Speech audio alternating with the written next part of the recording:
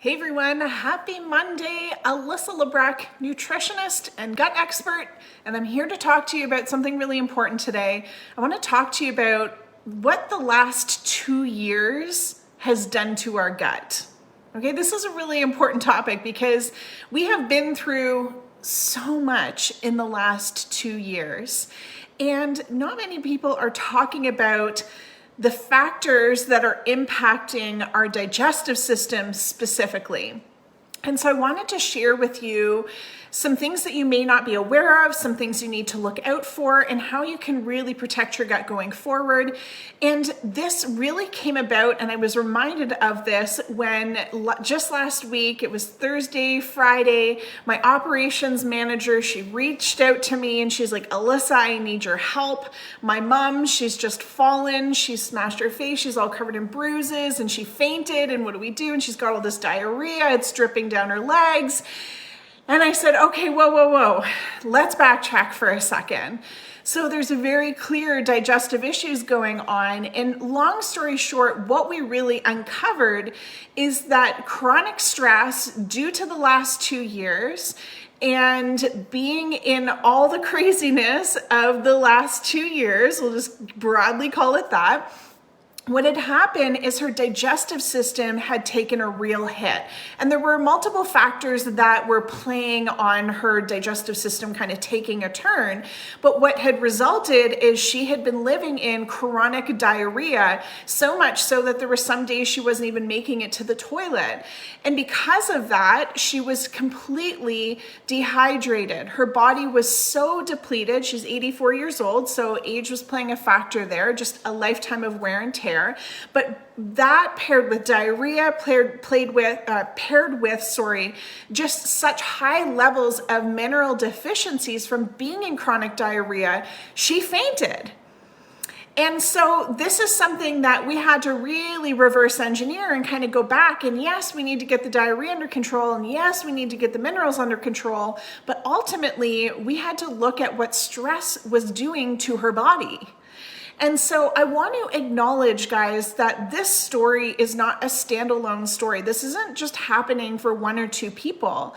Over the last 2 years, we have seen an influx of people coming into our Love and Trust Your Guts program with obvious digestive issues, but with a very real uptick in their symptoms in just the last 2 years. Just in the last 30 days inside our Love and Trust Your Guts program, we've had clients who have lost their spouse from COVID, had COVID themselves, and are now dealing with not only grief, but long haulers COVID and dealing with the long-term symptoms that are coming from that. We've had other clients that are dealing with anger, and rightfully so, from the craziness of the last 2 years that's developed into debilitating pain on the right-hand side, which is right where our liver and gallbladder are. We've had clients who have had a whole variety of different symptoms increasing, but as a direct result of stress. And so I think it's so important that we just take a moment to sit together here, you and I, and acknowledge how much you have been through over the last 2 years.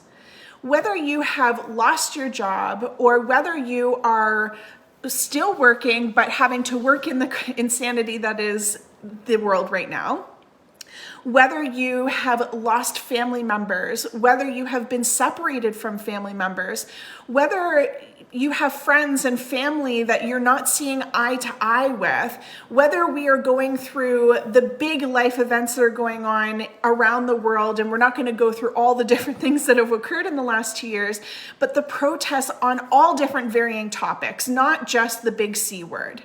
We collectively have been through so much stress and trauma. Our bodies are not meant to live through like trauma.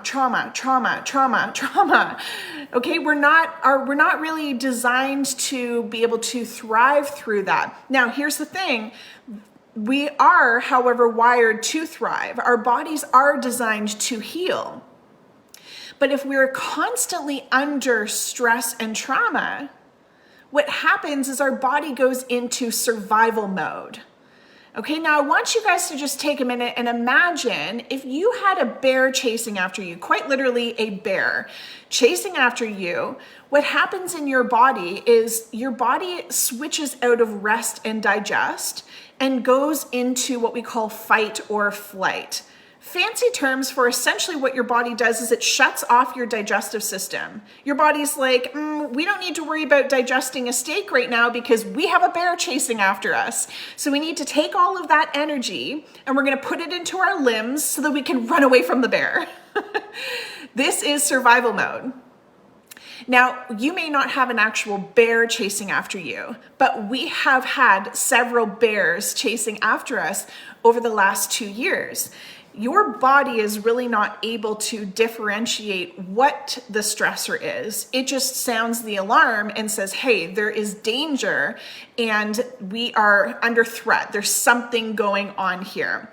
Okay, so it activates that fight or flight. So this is why it's so important that we acknowledge and talk about this, because we have, again, chronically every single day being hit with different things that are continually putting us into survival mode. And remember, what that does is turns off your gut. So let's just think about this for a second. If we're in a chronic state of stress and our digestive system is continually turned off, on top of your already existing gut issues that have been going on, or maybe they're new gut issues since this whole, last 2 years has started. But when we're compounding this, you can see why it makes so much sense that every time you eat, you feel like you're not digesting. That's quite literally because you are not digesting. Remember, your body thinks it's under attack because your body is picking up the alarm that's going off that you are under stress. And so what happens is it turns off our digestive system. Your body's not prepared to digest that steak. It's running away from danger. So it does not matter if you're stressed about, your day at work, or you're stressed whether your kid cleaned their room, or whatever is going on, or if we're stressed about whether we're going to have a job tomorrow, or about whether we're going to get sick, or whatever's going on. When you go to sit down and eat your meal, your body is checked out. So again, if you're eating and finding that you're getting gassy and bloated, or maybe you eat and you find yourself running to the toilet shortly thereafter, or you're like sitting there praying for poops because you haven't pooped in days, or you're feeling like unsatisfied after you go to the bathroom, this all makes so much sense when we're under chronic stress. So much sense. So survival mode is something that we have to actively get out of. All right, now here's the other really interesting thing, is that when we look at the sheer volume of stress and trauma that we have been through collectively over the last 2 years, there's some really big emotions that get triggered when these types of things are going on. So we know, we're in survival mode, but there's been a lot of big, heavy emotions. So the very first one is fear. We have all been in so much fear over the last 2 years. Again, fear of getting sick, fear of loss of job, fear of reactions to jabs, fear of losing family members, fear of whatever is going on, right? Supply chain issues, food on the table, being able to afford a roof over your head, fear of XYZ, fill it in. Fear has been a huge emotion. Okay, let's talk about another one. Let's talk about sadness. Okay, big sadness over the last 2 years. Big mental health crisis over the last 2 years. Anxiety, depression, rooting back to sadness, because what I'm witnessing in the world is turmoil, right? Collective fucking turmoil.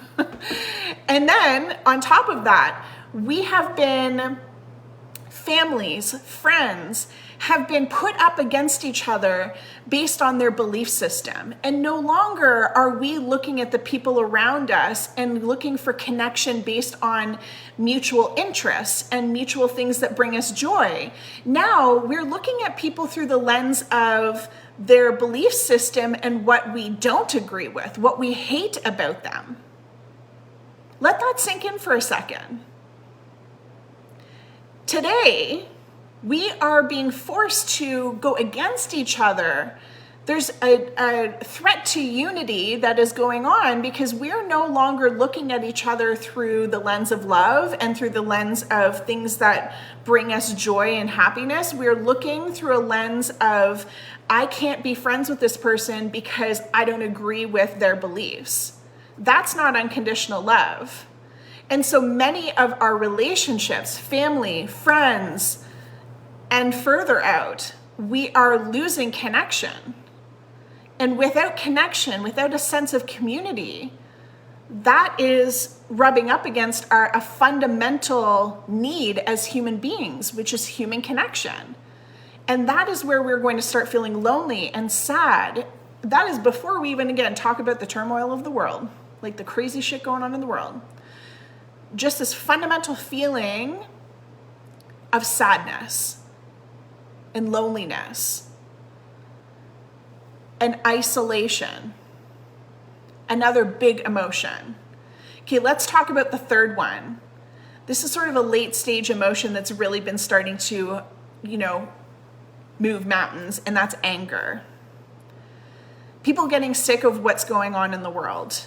People wanting change. People asking questions. People saying this isn't adding up. People saying, why is this still going on?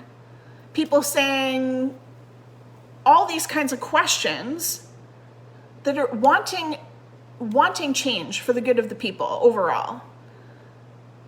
But anger is what is starting to move mountains and create action in this world. And anger is also being misused in this world. But anger, whether you're frustrated with people around you, whether you're frustrated with situations, whether you're frustrated with unjust decisions being made in the world, insane mandates, all of these kinds of things, anger is a predominant emotion that all of us are feeling on both sides. And so when we look at these big emotions, fear, sadness, anger, how does this impact our gut? What happens with all that? Remember, if we go back to our bodies are not meant to be put through such persistent stress and trauma. So if we have this buildup of emotions happening, where do they go? If there's no relief from them, where do they go? Well, when we are not able to process our emotions consciously, they end up getting suppressed in our body, and our body is forced to process them for us. And so this is actually a big factor that we help our clients through inside the Love and Trust Your Guts program, because a lot of people are under the assumption that fixing their gut is just, they need this perfect food list. They need to know what diet they need to follow, and they need this supplement plan. And once they have the perfect one, then they'll be able to fix their gut. But guys, food and supplements is only a piece of the puzzle. Another big element that we work our clients through is helping them uncover the emotional connection behind their symptoms. Looking at these suppressed emotions that haven't been dealt with: stress, trauma, fear, sadness, anger. So when they get trapped in the body, where do they go? Let me give you some examples. The liver is actually the site of suppressed anger, according to traditional Chinese medicine. So one of the common areas that I see in individuals who have a lot of anger they need to process, outside of, irritability and kind of being short personality type traits, but physically, I see liver gallbladder needing support. I see individuals who've either had their gallbladder taken out or they have stones that are developing, lots of pain in this area. It even starts to trickle out, and they may be starting to develop things like acid reflux. Bowels start going wonky. These are symptoms that offshoot from liver gallbladder not working properly, right? Struggling to digest foods. And it makes sense if we think about it from an emotional standpoint. We're literally struggling to digest what's going on in the world. It's making us angry, which is impacting our digestive organs, our ability to digest and process both food, but also emotions. So liver is a really big one where we see anger getting trapped, right? I also see a lot of fear getting trapped in individuals' bowels. Whether you're on the spectrum of diarrhea or constipation, What tends to happen is when we're under fear, we go into control mode. Some people swing into control and they try to hyper control things, right? They want everything in its place. They're the person that is doing all the things. They want people to come to them so that they can do all the things because they're the only person who's going to do it right. Right? Those individuals tend to struggle with constipation. They have a hard time letting shit go. And it all roots back to fear. If I let stuff go, then I am out of control. And if I am out of control, then I'm not safe. And so constipation, in part, really goes back to that fear, that hanging on tight, having a hard time letting go of things. Diarrhea, on the other hand, I find is usually paired with such deep, debilitating levels of fear. It's triggering anxiety. They tend to be overthinkers, worriers, and what tends to happen is the body is like, holy fuck, we can't deal with this stuff anymore. And it opens the floodgates and we go into a purge. And next thing you know, the individual is struggling with these bouts of diarrhea. So it's literally their body being like, I can't hold on to this anymore. I can't hold on to all these emotions. Or from a physical standpoint, I can't hold on and process all of these infections, these pathogens. So diarrhea is one of the ways that your body is trying to process and flush out the threat, whether it be emotions or infections from a physical standpoint. Okay? So these are things that we have to look at, guys, when we're trying to fix our gut. You cannot out-supplement and out-eat the last 2 years. The last 2 years is going to require deep, committed stress and trauma work for everyone, paired with food and supplements to be able to really get to the bottom of it. Okay, so I want you to understand what specific damage and deficiencies are going to come from stress and trauma. So the very first thing, outside of, the emotions getting trapped in these certain areas of the body, but stress, what it does is actually, again, because shutting down that digestive system, it specifically will target your digestive enzymes and your beneficial bacteria. And what we'll see is when someone is under stress, this can impact your enzymes by up to 80%.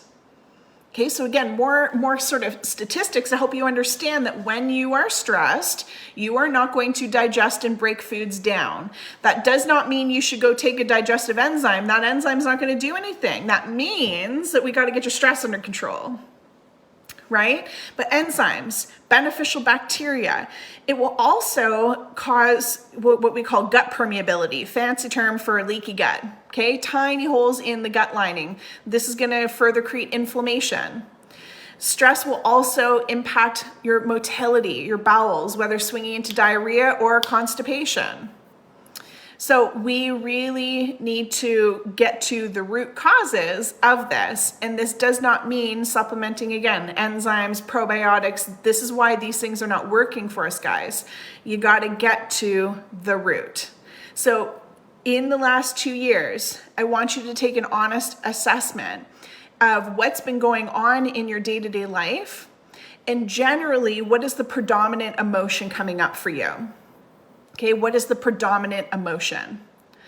And the emotions that we are seeing a lot of, again, fear, sadness, anger, these are what we call low vibration emotions that tend to get trapped in the body. And it makes us feel like we're in this kind of dark pit and it's difficult to dig ourselves out. And so identifying what the predominant emotion is that you are feeling and needing to process is going to be the first step in helping you walk yourself out of it, okay? Part of us getting stuck in the emotions and them getting trapped in our body is us pushing through survival mode. Right? If I just got to keep going. I don't have time to think or feel. I just need to keep going because I got to keep the roof over my head. I got to keep, my body from reacting. I got to make sure my kids are okay. We just keep pushing. And this is problematic. So identify the first emotion, the predominant emotion coming up. And then the second step is you need to start slowing down. We need to start getting back to connection and community. We need to get out in nature, breathe some fresh air, dip your toes in the snow for those that have snow. Getting out, and if you don't have snow, dipping your toes in water, dipping your toes in the grass, in the sand, in the soil, getting yourself grounded and back to the frequency and vibration of the earth, which is going to ground you and help you feel more stable. Okay, it's going to help you be able to access joy and happiness. These are higher vibration emotions. Okay, so first step, acknowledge and accept. This is where I am. And second step is slow down and get present to it. So that third step is we can start working with it and doing something about it. The last thing that I want to share with you guys is that you have to understand, well, even before I go there, as I mentioned at the beginning of this live, the number one thing that I'm seeing is such an uptick in digestive symptoms, not just for people who have previously had digestive symptoms and it flaring up further, but also individuals who've never really had digestive symptoms. They're starting to, come through the woodwork, and I'm getting, honestly, messages, emails, phone calls daily being like, so-and-so struggling, they need your help. My friend, my mom, my brother, my sister, my whoever, help. What do we do? This is new, right? Even family members of mine being like, I can't stop with the diarrhea. What do I do? Can't leave the house. So the last 2 years, stress and trauma, as you know, weakens the body. But almost all of us have had COVID by now. Almost all of us, not everyone, but we're getting pretty damn close. And or have had the jab, okay? So what this means is there's some things that you need to understand. What we have seen is that over the last 2 years, whether it's individuals who have had COVID or individuals who have had the jab, there are certain things that occur afterwards. The number one thing that occurs afterwards is that, for those that have flare-up, is that these two things, COVID or the jab, will go after the weakest part of your body. Now let's backtrack for a second, because remember, I've been talking to you about how stress will weaken the digestive system. Your digestive system is like the hub to your body, distributing nutrients to all the different systems in your body. So it's a super important system that we have never been taught how to maintain. Therefore, it's one that commonly breaks down on us. Paired with, now we've either got COVID and or the jab, which are targeting, what they do is they go after the weakest part of the body, commonly the digestive system.